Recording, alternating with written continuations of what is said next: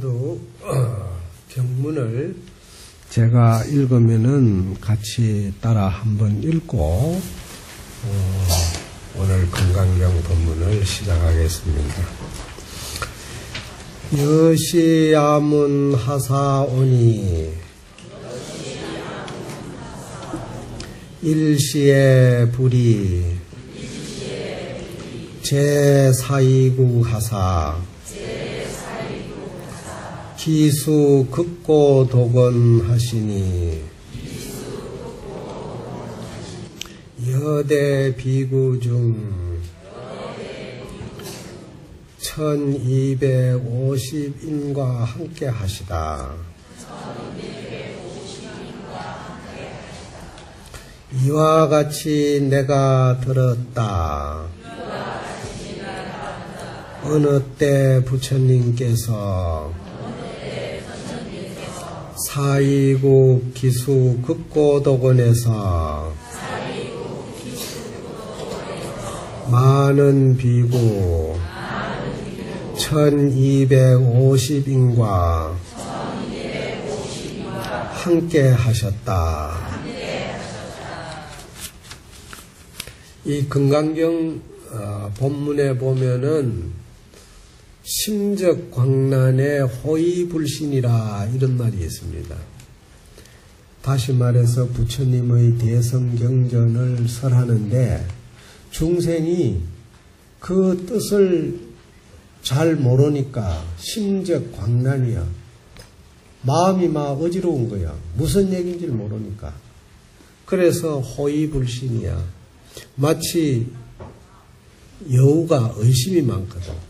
항상 의심이 많은 것처럼 의심을 일으켜가 불신에 믿지를 않는다고 그랬어요. 그럼에도 불구하고 우리가 이 대성경전을 공부해야 하는 이유가 있습니다. 그것은 뭐냐? 마치 광맥을 우리가 발견했는데 바로 금만 캐낼 수가 없잖아요. 광맥을 발견했으면은 그 돌을 부셔가지고, 금하고 같이 다 부셔야 돼. 부셔가지고 나중에 돌은 돌대로 솎아내야 금만 남는다, 이 말이에요. 그러면 우리가 경전을 무조건 어렵고 모르겠다 하고 포기할 게 아니라 한마디라도 듣고 깨우쳐 가야 되겠다는 마음을 가지면은 중간중간 하나씩 깨닫게 되는 거예요. 그것이 바로 돌을 걸러내고 금을 찾아가는 길이에요. 그런데 가만히 있으면은 지절로 금이 금대로 오고 돌은 돌대로 솎아지느냐 이 말이에요. 안 되잖아요. 바로 우리가 경전을 공부하는 이유가 거기에 있습니다.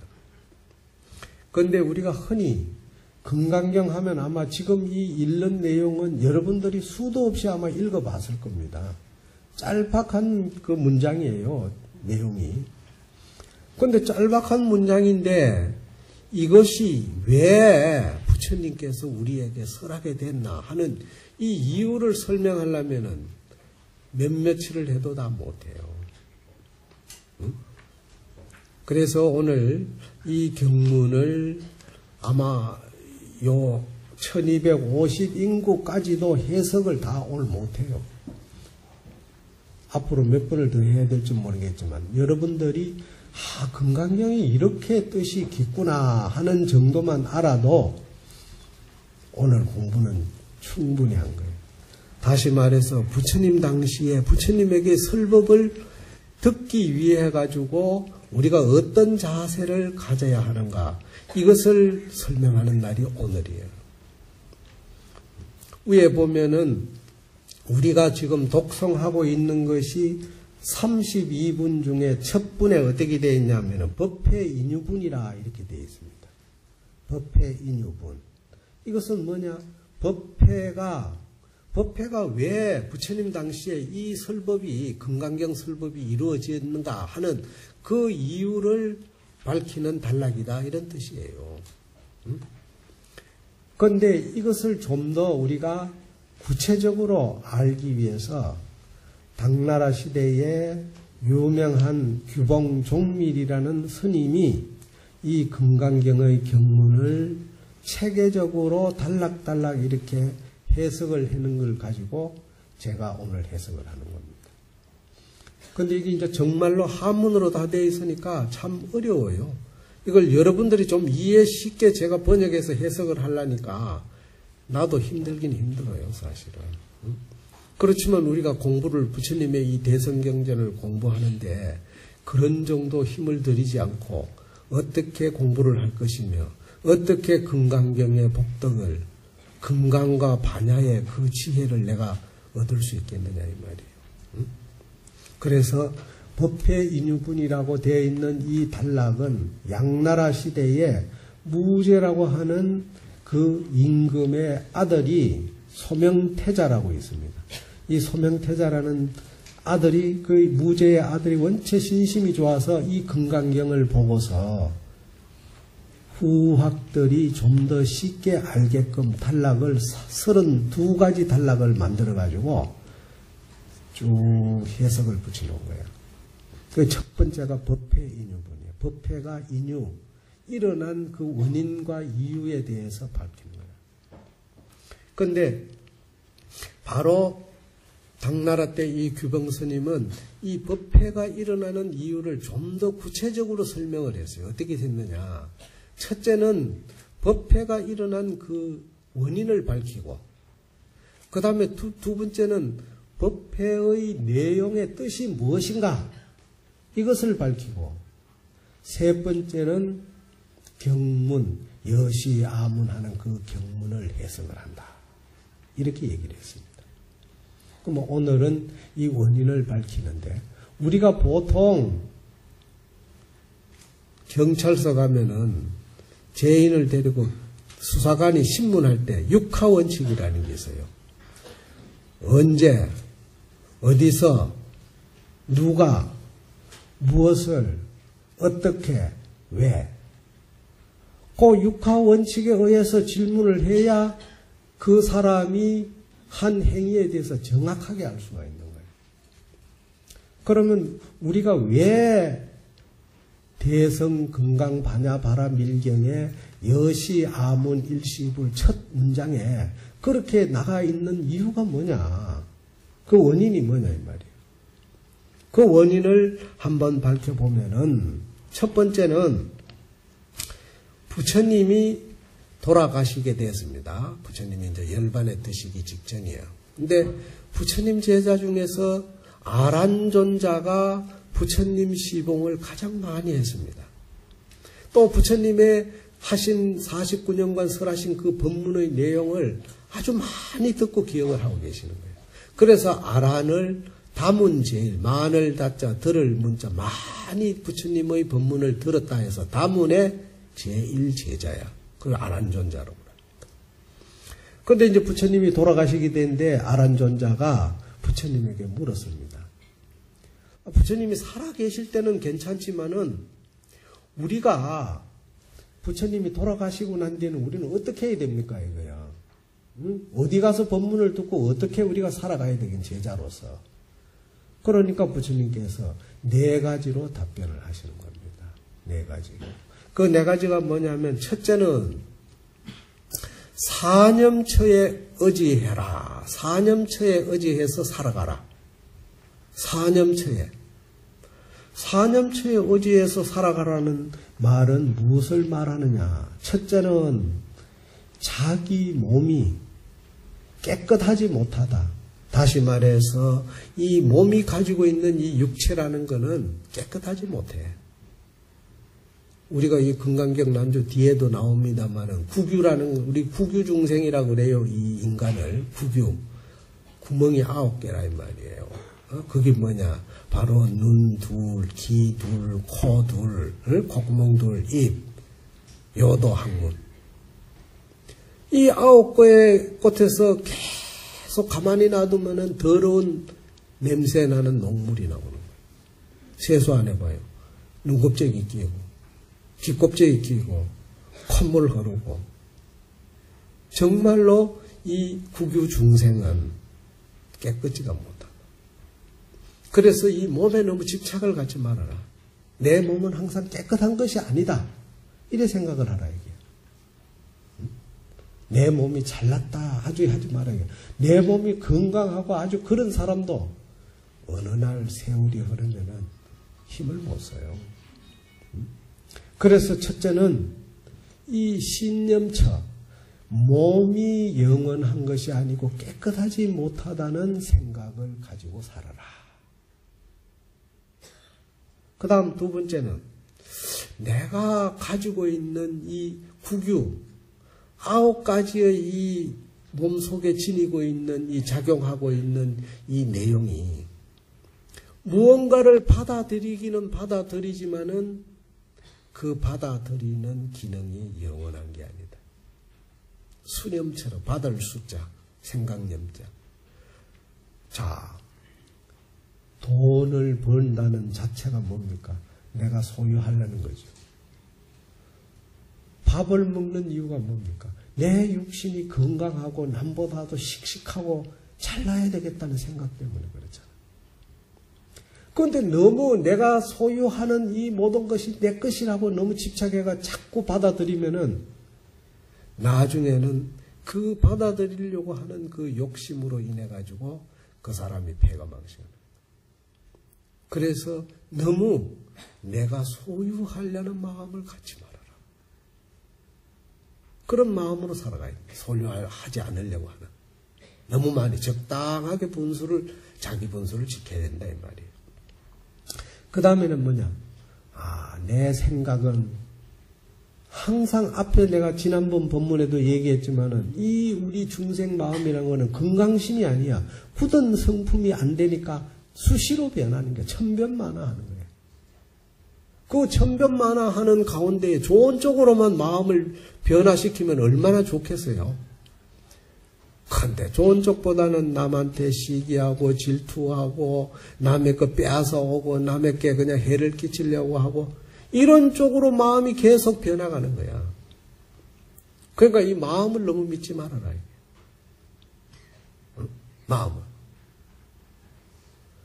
그 다음 네 번째는 뭐냐? 우리가 살아가는 이 세상의 모든 현상은 영원한 것이 아니다. 변해가고 있다. 나만 변하는 게 아니라 내가 살아가는 이 환경도 변하고 모든 게 다 변한다.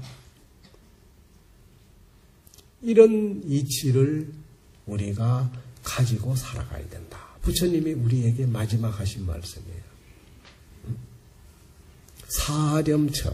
이 바로 몸신자, 몸이 부정하다고 관찰하는 신념처.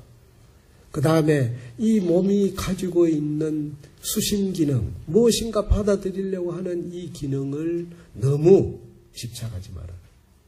수렴처, 받을 숫자 생각념.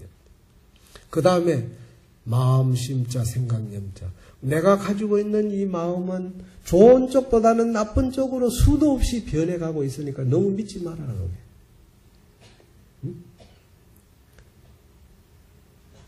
네 번째는 법념자, 법법자, 생각념자. 내가 살아가는 이 우주 질서의 모든 법이라는 것은 영원한 것이 없다. 이 현상계는 항상 변해가고 있다. 너무 거기에 집착하지 마라. 내가 집 하나 잘 장만했다고 해가지고 너무 기쁘게 생각하는 거 없어. 그게 내 집 같아도 사실은 내 집이 아니에요. 잠시 머물다 가는 곳이지. 그래서 사렴처에 이런 생각을 가지고 살아가라. 이게 부처님이 최후에 우리 중생에게 하신 말씀입니다. 그 다음 두 번째는 이계위사야. 개로서 스승을 삼으라. 지난번에 포살법문을 제가 했습니다마는 포살법문을 우리가 하는 이유가 딴 게 아니에요. 보름마다 한 달에 한 번씩이라도 내가 살아온 삶을 되돌아보고 잘못된 걸 참회하고 잘하고자 하는 원력을 세우면서 중생은 살아가야 돼요. 그래서 개가 없으면은 이 교단이 성립될 수가 없다고 그랬습니다. 다시 말해서 봉헌사라고 하는 이 질서 속에는 봉헌사의 신도의 역할이 있고 스님들의 역할이 있어. 그런데 신도들이 스님 역할까지 다 해버리면 스님들은 할 일이 뭐 있냐. 질서가 무너지는 거예요. 그런데 이 봉헌사는 원체 똑똑한 사람들이 많이 와서 그런지 스님들 역할까지 다 하려고 난리예요. 우리가 살아가는데 계를 지킨다는 건 다른 게 아닙니다. 그야말로 우리 일상생활 속에서 내 몸과 마음을 어떻게 잘 처신하느냐. 이것은 뭐냐? 지범계차라고 그랬어요. 계만 딱 지켜도 안 된다. 살생하지 마라 하니까는 막 그냥 죽이지 않는 것만 능사준 아면은 안 된다 이 말이에요. 왜냐? 여름에 모기가 계속 덤벼들어서 전염병을 퍼뜨리면 어떻게? 할 수 없이 소독약을 뿌리잖아. 그래서 가지는 것도, 개를 가지는 것도 중요하지만 때로는 범할 줄도 알아야 돼. 그 다음에는 10개짜. 고기 먹지 말라 하니까 아이고 스님들이 왜 고기 먹느냐고 이러거든. 그건 내용을 몰라서 그런 거예요. 다시 말해서 고기를 먹지 말라는 것은 생명을 죽이지 말라는 데 뜻이 있는 거지.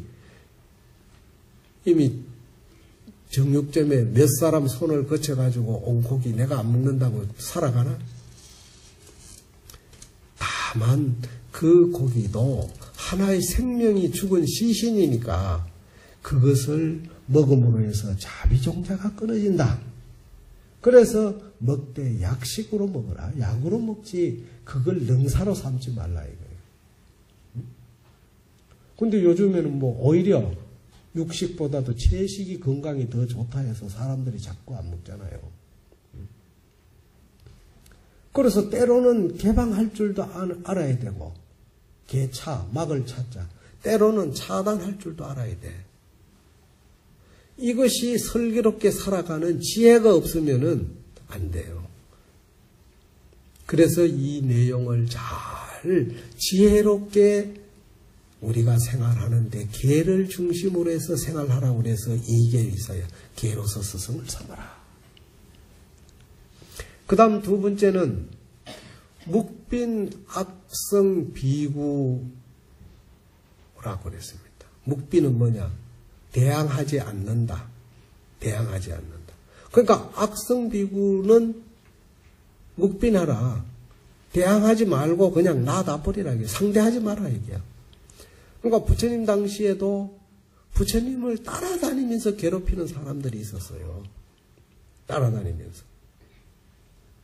그러니까 아무리 상대가 나를 비방하더라도 상대가 음식을 잘 차려놔도 내가 먹지 않으면 그건 음식은 차린 사람의 목이지 내 목이 아니잖아. 그러니까 네가 아무리 떠들고 나한테 욕을 하더라도 상대하지 않으면은 마치 차려놓은 음식이 차린 사람한테 다시 돌아가는 것과 같다. 그런데 우리가 그게 쉽습니까?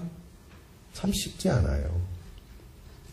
우리의 봉헌사도 내가 와서 1년이 넘었지만은 어느 날부터 계속 애미기는 사람들이 있어.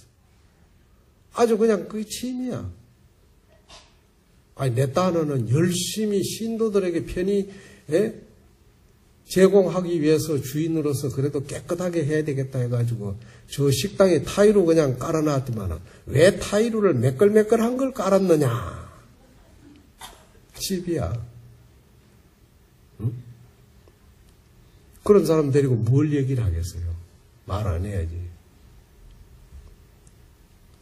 어쨌든 대중이 여럿이 살아가는 데는 반드시 그 질서를 깨뜨리려고 하는 악성 잘못된 그 성품을 가진 사람들이 있어요. 근데 그런 사람들은 우리가 살아가면서 묵빈하라. 그냥 상대하지 말아라. 그런데 이 중생은 기가 얇아가 옆에 사람이 뭐라 하면 그 얘기에 귀를 기울이게 되잖아. 이 쉽지가 않습니다. 그 다음 네 번째는 우리가 일체 모든 내가 죽고 난 이후에 너희들이 내 말을 편집해가지고 책을 만들거더랑 그 첫머리에 바로 여시, 아문, 일시불, 제모처 어떤 비구, 대중과 더불어 있었다 하는 이 육하 원칙에 의해 가지고 이 내용을 반드시 기재해라. 이 네 가지 유언을 부처님이 우리에게 말씀해 주신 거예요. 아란에게 부촉한 거예요. 그래서 이 여시, 아문, 일시불, 제4이국, 기수국고, 독은, 여대비구 중 1250인구 하는 게 이게 육하원칙이에요. 이거를 우리는 육성치라고 합니다. 6가지를 성취했다. 그러니까 모든 경문은 이 문장의 기본이 다 갖춰져 있어요. 첫 번째. 이걸 우리는 요즘 말로 말하면 서론이에요. 서론. 책을 쓸 때 첫 서론이 있잖아요. 그와 같은 데 해당이 됩니다. 그러면 이것을 좀 더 구체적으로 한번 해석을 하기 위해서는, 자, 부처님이 법회를 열게 되는 그 원인 가운데에 아란이라는 제자가 부처님에게, 부처님이 돌아가시면 저희들은 어떻게 살아야 합니까? 하니까 네 가지로 답변을 하셨어요. 첫째는 사렴처에 의지해서 살아라. 두 번째는 개로서 스승을 삼아라. 세 번째는 나쁜 사람들이 나를 비방할 때는 대처하지 말아라. 그냥 묵빈하라. 상대하지 말아라. 네 번째는 모든 경문의 육성치 6가지의 단락을 반드시 앞에다가 두어라. 그러면 6가지의 단락이 어떻게 되어 있느냐? 지금 읽기는 우리가 읽었지만은 요거를 좀 더 쉽게 한번 풀이를 해보겠습니다.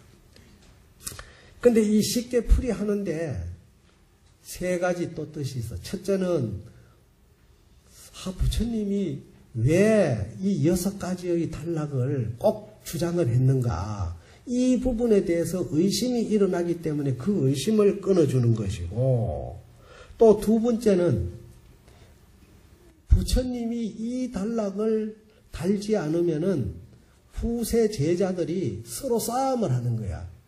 내가 들은 말이 맞다. 네가 들은 말이 맞다. 서로 잘났다고 싸움을 하니까 그 다툼을 부처님이 미리 잠재우기 위해서 하신 거예요. 세 번째는 뭐냐? 바로 여시아문 일시불 해서 이 6가지의 단락을 붙인 이유는 일반 다른 교도의 경전과 다른 걸 표시하기 위해서 그래요. 그런데 의심은 그러면 왜 끊게 만드느냐? 의심은 일으키는 이유가 있습니다. 첫째는 부처님이 돌아가시고 난 뒤에 이제 이 경전을 결집을 하게 됩니다. 결집을 할 때 아란존자가 가장 부처님을 많이 모시고 법문을 많이 들었으니까 부처님이 말씀을 제일 잘 알 거 아니에요. 그러니까 아란이 말을 많이 하게 되는 거야. 그래서 이 아란존자가 법상에 올라가가지고 법문을 하는 거예요. 부처님 하신 말씀을 쭉 내용을 설명하는 거예요. 하니까 모든 사람들이 앉아서 생각하기를 의심을 세 가지로 일으켜요. 이상하다.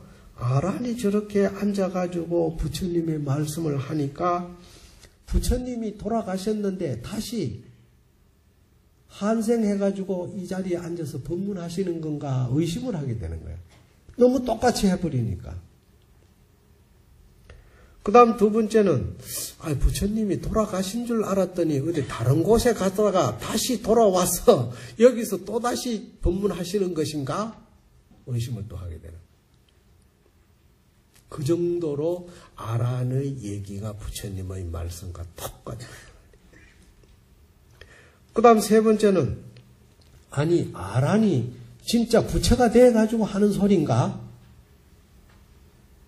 너무 부처님의 말씀과 같은 모습으로 얘기를 하니까 생각하기를 아란이 부처가 돼서 저런 말씀을 하는 것인가 하고 의심을 하게 된다 이 말이에요. 그래서 이러한 대중이 의심을 일으키기 때문에 그래서 여시아문 아란이 직접 말하는 게 아니라 이와 같이 내가 들었다. 그걸 천문인장이 그렇게 하니까 아란이 부처님으로부터 들었다 이 말씀이구나 하는 걸 알 수가 있잖아요. 그러니까 여시아문을 부처님이 꼭 첫머리에 두라고 한 이 얘기도 바로 그런 의심을 끊어주기 위해서 하신 것이다 이 말이에요. 그렇다면은 이 뜻이 결국 부처님이 여시아문 일십을 이 내용의 서론의 문장을 부처님께서 이렇게 붙이라고 하신 뜻인데 이거를 좀 더 쉽게 한번 해석을 해봅니다. 이것을 우리는 정석문이라 그래요. 문맥의 뜻을 한번 풀이해본다 이런 뜻인데 첫째는 믿음을 성취한다.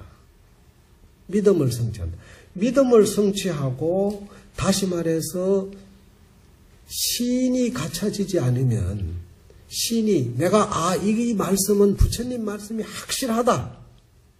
이런 믿음이 갖춰지지 않으면 내용을 안 들으려고 그래. 그런데 여시아문 아란이 부처님으로부터 내가 이렇게 들었다 하니까 믿음이 간단 말이에요. 저건 아란이 하는 얘기가 아니고 부처님으로부터 들은 얘기구나. 그러니까 그 믿음이 확실히 가니까 신이 성취되고 두 번째는 뭐냐? 그 믿음을 바탕으로 해서 아란의 얘기를 내가 들으니까 들을 문자 문이 성취돼. 그 다음에는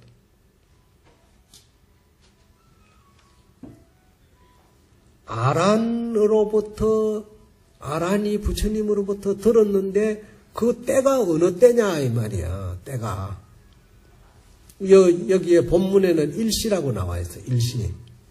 그런데 왜 일시라고 했느냐? 한때라고 했느냐? 그 다음에는 도대체 이 설법 금강경 같으면 금강경의 설법의 주인은 부처님인데 거기에 부처님에게 어느 제자가 부처님에게 내용을 질문했느냐? 부처님이 가만히 앉아 계시는데 쉽게 말해가지고 묻는 것이 아니고 이제 뒤에 나옵니다만은 뒷면에 보면은 금강경에는 누가 등장하고 있습니까? 부처님이 설주지만은 부처님에게 질문을 하는 사람 누구예요? 수보리지요. 그러니까 주인, 즉 이 경전의 내용에 등장한 인물이 누구냐? 그걸 우리는 주인 주자 주성치라고 해요. 그 다음 다섯 번째는 부처님이 어느 때 누구와 그 다음에 어느 곳에서 했느냐. 부처님이 설법한 곳이 여러 곳이 있는데 왕사성이냐 기원정사냐 어디냐 이게야. 그걸 처성치 고처자 처를 성취해야 된다. 그 다음에는 마지막에는 그 부처님이 이 금강반야바라밀경을 설명하실 때 과연 얼마나 많은 대중이 있었느냐? 대중은 얼마였느냐 이게. 그래서 이거를 신, 문, 시, 주, 처, 중 이래서 이걸 육성치라고 그래요. 육하원칙이야. 이것이 갖춰지지 않으면은 경전은 그거는 우리가 하나의 올바르게 결집된 경이라고 할 수가 없는 거예요. 모든 경전은 반드시 첫머리에 이렇게 갖춰져 있습니다. 이 내용만 아시면 돼요. 그런데 도대체 신이라는 것을 좀 더 우리가 풀이해 보면은 옛날 성현들은 중생, 즉 부처님이 중생을 위해서 설법하고자 하는 그 근본 뜻은 같을 여자 이거 하나를 우리에게 올바로 가르쳐주기 위해서 법문을 하셨다. 그런데 이 같을 여 하는 걸 우리가 부처님 명호 가운데 시포 가운데 열애할 때 같을 여자를 쓰지요. 그런데 그 같을 여자 뜻이 굉장히 많아요. 여가 뭐냐, 왜 같을 여자를 쓰느냐 하는 이 부분을 가지고 논쟁을 하면은 이거는 몇몇을 해도 다 하지 못해요. 그런데 여시 이랬을 때 우리가 말한 시라는 것은 그 시절 부처님이 아란과 제자를 거느리고 수고리가 내용을 질문하던 그 시절, 그걸 가리키는 거예요. 그런데 여는 우리가 열애 했을 때 그 말은 뭐냐 하면은 부처님이 여라는 자연, 즉 진리 속에서 여는 여여 그대로 표현되지 않는 진상, 참모습 그대로 오셨다. 그래서 열애라고 하고, 여거이라면은 참모습 그대로 가셨다. 이래서 여거. 그런데 결국은 이 여자의 뜻은 정말로 해석을 하자면은 끝이 없지만은 다만 진리를 우리에게 바로 전달해 주기 위해서 하신 말씀이다. 그래서 아란이라는 것은 뭐냐? 쉽게 말해서 중생의 몸을 가지고 있는 사람으로서 이건발식이라고 그랬습니다. 귀로 듣고 생각을 일으키는 그 모습인데 여기에서 여시하는 것은 바로 아란이 귀로 부처님으로부터 하신 내용을 귀로 듣고서 우리에게 일러준 것이다. 이렇게 생각하십니다. 그래서 여시 아무는 반드시 아자는 그 아란이 문자는 아문했을 때 문자는 바로 부처님으로부터 법문을 들었다. 이런 뜻입니다. 그러면 시라는 것은 뭐냐? 때가 어떤 때냐? 때 시자. 왜 일시라고 했느냐? 시라는 것은 그야말로 스승과 제자가 한자리에 모여 있을 때 모여 있는 모습을 말하는 거야. 그러니까 일시라면은 벌써 부처님의 수많은 제자가 한자리에 모였다. 스승과 제자가 한자리에 모였는데 설청구경이라 설하는 사람이나 듣는 사람이나 마음이 한결같아야 돼. 설하는 사람이나 듣는 사람이나 그 지극한 마음이 한결같아야 제대로 법문을 법회가 되는 거예요. 법회라고 할 때 법회가 되는 거예요. 이 일시가 되는 겁니다. 제가 지금 오늘 얘기하는 이것이 아마 모년, 모월, 모일, 모시, 몇 시에 지금요 다 모였다. 다 모여서 부처님의 말씀을 같이 듣고 우리가 얘기하는 이 한마음이 되어야 제대로 일시가 성취된다. 시가 성취된다. 그런데 보통 우리가 시를 구체적으로 설명하지 아니하고 일시라고 이렇게 붙인 이유는 뭐냐? 바로 제방시분이 연촉부독이라 이랬습니다. 제방시분, 즉 대한민국의 시간하고 중국의 시간하고 미국의 시간하고 다 달라.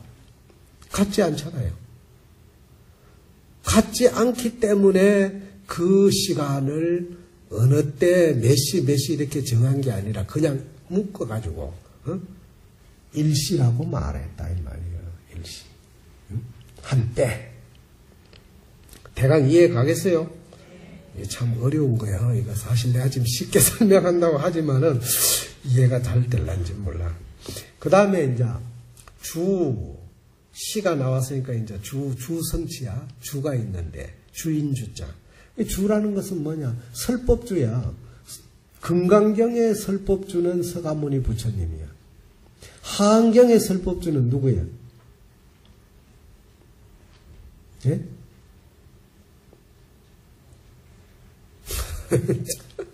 이거 뭐 저래 오늘 처음 온 사람들 모였나?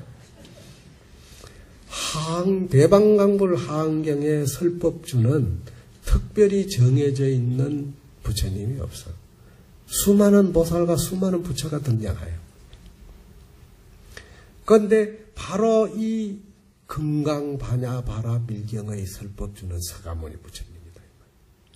그런데 서가모니 부처님을 우리는 깨달은 사람이다. 깨달은 자를 우리가 부처라고 합니다. 그런데 깨달았다는 의미가 뭐냐? 뭘 깨달았길래 깨달았다고 하느냐 이 말이에요. 깨달았다고 하는 의미를 세 가지로 구분합니다. 첫째는 자각이야. 자기 자신이 부처인 줄을 깨닫는 것이. 두 번째는 각타야. 나뿐만 아니라 나를 제외한 다른 사람도 똑같은 그 몸속에 부처를 가지고 있다. 부처의 씨앗을 담고 있다고 깨닫는 거예요. 그래서 부처님이 태어나셔가지고 칠보를 걸으면서 천상천하 유아독존이라 한 거는 부처님 자신만이 잘났다는 말이 아니고 이 우주 속의 모든 생명체는 나와 더불어 유아독존이다. 즉 부처의 씨앗을 다 담고 있다 이 말이에요. 그게 똑같다 이 말이에요. 그래서 각타야.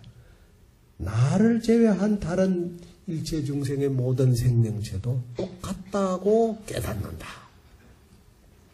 그 다음 세 번째는 강만.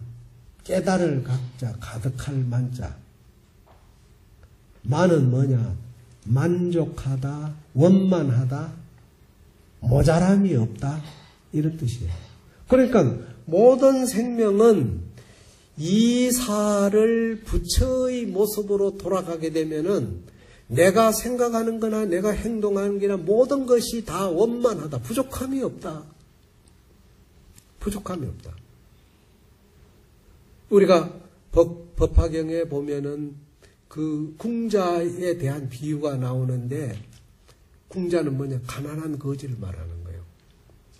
그런데 옛날에 잘 사는 사람의 부잣집의 아들이 전쟁이 나가지고 피난을 가면서 부모가 그 아이의 몸속에 주머니에다가 금은 보화를 이 아이가 평생 먹고 살 수 있는 귀중한 보화를 몸에다가 숨겨주고 데리고 가다가 애를 놓쳐버렸단 말이에요. 전쟁통이니까. 그런데 이 애는 남의 집에 가가지고 국을 하면서 살다가 보니까 평생 가난하게 살게 된 거야. 그런데 하루는 국을 하다가 어느 집에 밥을 빌러 갔는데 보니까 자기 아들이야, 주인이 보니까.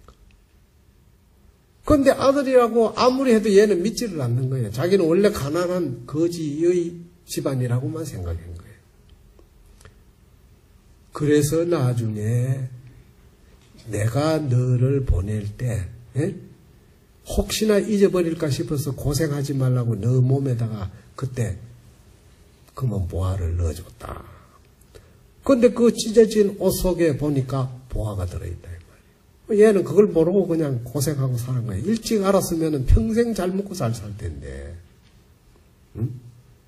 이것이 뭐냐? 중생은 본래 우리가 가지고 있는 이 육신 속에는 불명한 우리의 마음이 참 부처라고 하는 원만구족한, 조금도 모자람이 없는 원만구족한 이 덕성을 갖춘 부처를 이 몸속에 담고 있으면서도 여기에 가려져 있는 무명업식, 이걸 우리는 삼독이라고도 하고 좀 더 구체적으로 풀이하면은 색수상행식이라고도 하고 이걸 좀 더 구체적으로 풀이하면 육진이라고도 해요. 육진. 이런 그 기간에 가려져 있는 무명이라고 하는 이 어리석은 업식, 이 업식으로 인해 가지고 이게 덮여 있으니까 이 불성이 빛을 발하지 못해. 그러니까 내가 항상 부족한 줄만 아는 거예요.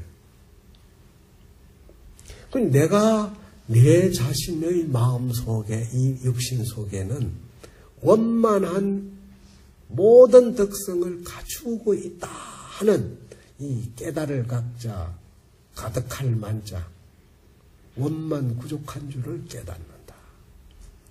이 세 가지를 깨닫고 실천에 옮겨야 그걸 우리는 부처라고 하는 거예요. 안 그러면 부처라고 할 수가 없는 거예요. 다음에는 어느 때 부처님이 주인은 밝혀졌고 부처님은 깨달은 사람은 바로 이 세 가지 조건을 갖춰야 되는데 철하는 거는 뭐냐? 철하는 거는 바로 부처님 당시에 사위라고 하는 나라에서 이 건강반야바라밀경을 설했다. 사이국이라는데 그 사이국이라는 건 뭐냐? 그 사이라는 말을 산스크리트에서 번역하면은 문물이라는 뜻이야. 들을 문자, 물건이란 물자. 문물이라는 것은 뭘 말하느냐? 인간이 살아가는 세상에 가장 편리한 모든 조건이 갖춰져 있는 걸 문물이라고 하는데 요즘 현대말로는 문명이에요, 문명. 문물이 발전된 나라. 그 국이라는 나라는 그 시절에 가장 그래도 많은 사람들이 모여가지고 비교적 부흥한 나라로 살았다 이 말이에요. 그래서 여기서 철하는 것은 사이국을 말하는 것이다. 그런데 이것을 우리는 대성, 큰 대자, 재성자, 대성이라고도 한다. 대성은 뭐냐? 성. 그러니까 나라는 나라라도 요즘 같은 말하면 인도가 지금 몇 개 주로 되어 있는지 모르겠습니다만은 한 주에 불과하지 않아요. 그걸 우리는 성주라고도 하고 국왕이라고도 합니다만은 여러 가지 표현하지만 보통은 성주라고 해요. 작은 나라. 그런데 대성. 그래서 사이국 대성. 근데 대성이라고 했을 때 거기에 우리가 기수, 극고, 도건, 여대, 비구, 중 이랬는데 기수, 극고, 도건 하는 이 문장을 우리가 풀이해보면 여러분들이 잘 들어야 돼요. 보통 사람들이 금강경, 천동, 만독해도 기수, 극고, 도건이 뭐냐 물으면은 아마 지대로 해석하기가 쉽지가 않을 거예요, 아마. 기수, 극고, 도건이 뭐예요? 기수라는 말은 부처님 당시에 바사익이라고 하는 왕이 있었습니다. 그 왕의 태자의 이름이 기수야. 기수. 그런데 그 태자의 이름이 기수인데 바로 그 기수는 기타 태자가 심어놓은 정원을 말하는 것이다. 그러니까 바사익 왕의 태자가 기타 태자인데 그 기타 태자가 심어놓은 정원을 줄여서 우리는 기수라고 한다. 나무 숫자를 갖다 붙이는 이유는 정원이기 때문에 나무 숫자를 넣는 거예요. 그래서 기수라고 한다. 그런데 여기서 극고도건이라는 말은 그러면 뭐냐? 극고도건. 극고도건은 바로 수달장자라고 하는 부처님 당시 아주 굉장히 갑부가 있었어. 갑부. 아주 부자예요, 부자. 그 수달장자가 소유하고 있는 동산이 극고도건인데 이 극고도건이라는 말을 우리가 풀이하면은 선시, 잘 보시 잘하는 사람, 보시 잘하는 사람을 우리가 극고독이라고 그래. 극고독. 고독한 사람에게 모든 걸 나눠준다. 줄겁자. 이거를 줄여서 말할 때는 착할 선자, 베풀 신자, 선시하는 사람이다. 선시하는. 바로 기타 태자가 그 정원에 극고독이라는 사람에게 땅을 사가지고 거기다가 동산을 잘 꾸미기 위해서 나무를 심었어. 또 집을 지었어. 그런데 그 과정에 이 극고덕이라는 부자에게 사가지고 돈을 주고 살려고 했더니 이 극고덕이라는 사람이 내용을 들어보더니 너무 고마워가지고 내가 그냥 보시하겠다. 이래서 두 사람의 이름이 경문에 들어가게 된 거예요. 만약 돈 주고 샀으면 진짜 땅 문서 주고받고 거래해버렸으면은 그 판 사람 얘기는 쓸 필요가 없지. 산 사람 얘기만 쓰면 되지 않겠어요? 근데 그 두 사람의 이름을 같이 올려놓은 거는 바로 산 사람의 마음도 지극하고 판 사람의 마음도 지극해. 그래서 극고, 기수, 극고, 독, 원. 그 두 사람의 이름을 같이 올려놓은 거예요. 그 다음에 우리가 여대 비구중 했을 때 그 비구중이라고 하는 그 말을 좀 더 쉽게 풀이하면 비구라는 말은 산스크리트의 음력이요. 음력에서 그대로 따왔는데 이거를 세 가지로 풀이할 수 있습니다. 해석을 하죠. 첫째는 포마. 비구라는 것은 마구니가 보면은 두려워한다. 왜냐? 마구니에게 절대 굴복하지 않으니까. 그래서 마구니들이 제일 두려워하는 게 비구예요. 그래서 무당도 귀신을 불러가지고 점을 치는 무당도 비구 스님들 앞에서는 막 겁을 내는 거예요. 왜냐? 귀신이 안 오는 거야. 아무리 불러도 오질 않아. 도망가 버리고. 그래서 두려울 포자, 마구니 맞자, 그 비구라는 의미를 번역하면은 포마라.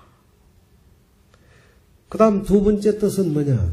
비구라는 의미를 풀이하면은 걸싸다. 빌어먹을 걸자에다가 선비사자. 그 우리나라는 지금 없지만은 지금 동남아를 가면은 스님들이 7가지식이라 하잖아요. 아침에 일어나가 7집을 다니면서 밥을 빌어 먹는 거예요. 그런데 밥을 빌어 먹는 이유가 물론 배를 채워서 육신을 보존하기 위해서 걸식도 하는 거지만은 근본적인 건 뭐냐? 마음을 항상 부족하게 가져라. 우리는 다 잘난 걸로 생각하잖아요. 남에게 무언가 내 마음에 부족한 게 있기 때문에 나는 배우고 얻고 익혀야 한다는 이 생각 가져라 이 말이에요. 그래서 법을 빌어야 된다. 밥도 빌지만은 항상 부족한 내 마음의 공부를 빌어야 된다. 그걸 빌걸자 선비사자 걸사라는 거예요. 세 번째는 뭐냐? 말걸 정자 다스릴 개자, 우리가 개라고 할 때 다스릴 개자. 정개라는 뜻이 있습니다. 비구는 근본적으로 독신이어야 한다. 뿐만 아니라 몸과 마음을 맑게 가져야 된다. 그래서 이 세 가지의 뜻을 갖춘 것을 우리는 뭐냐? 대중이라고 그래요. 대중. 대중. 그래서 우리는 부처님께서 1250인구 그러한 대중과 함께 했다.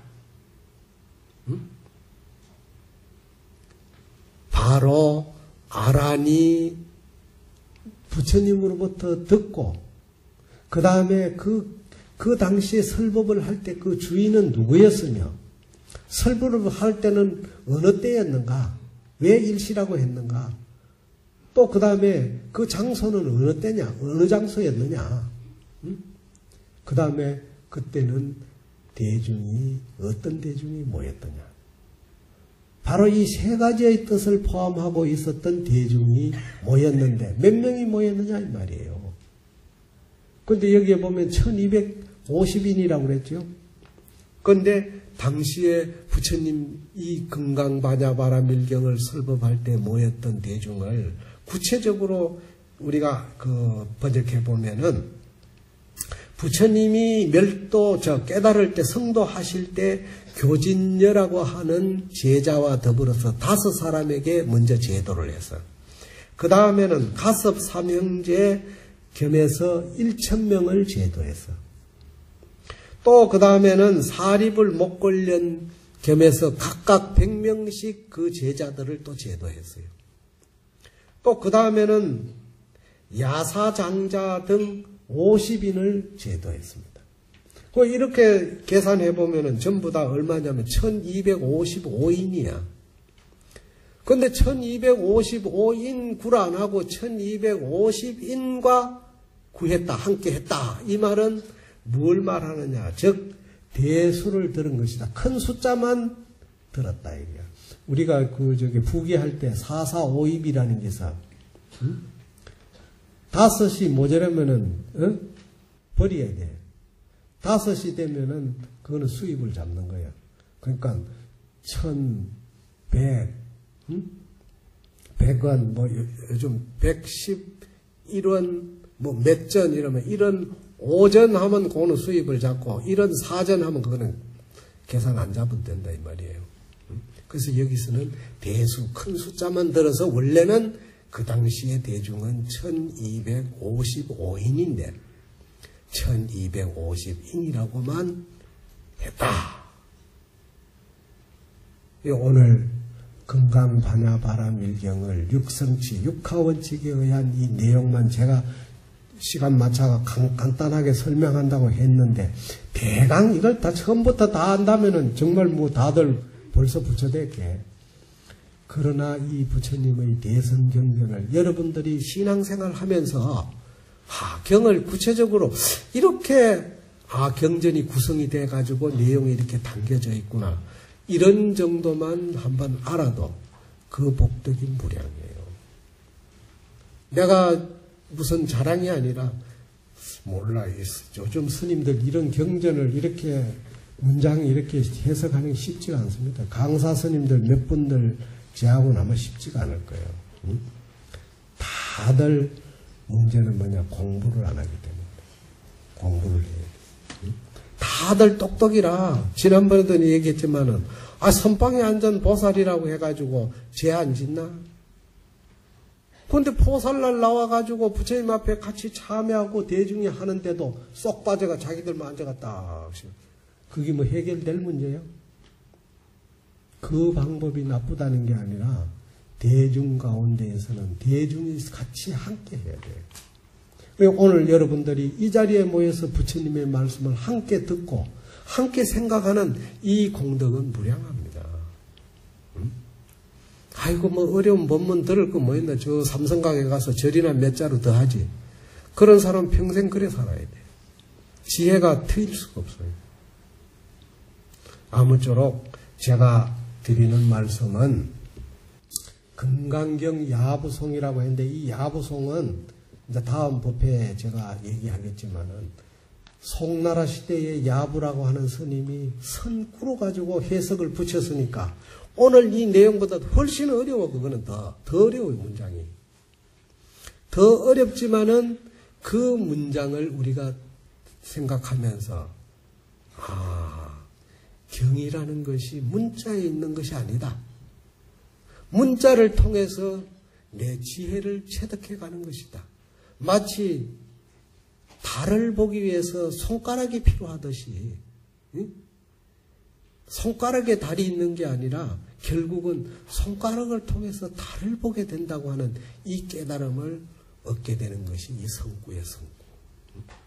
다음 법문은 이어서 하는 걸로 하고 오늘 금강경 내용 법회 인유분 중에서 바로 여시야문 일시불 제4회국 기수 국고도원 여대비구 중 1250인구 여기까지 함께 공부를 했습니다. 2차 인연 공덕으로 모두 성불하십시오.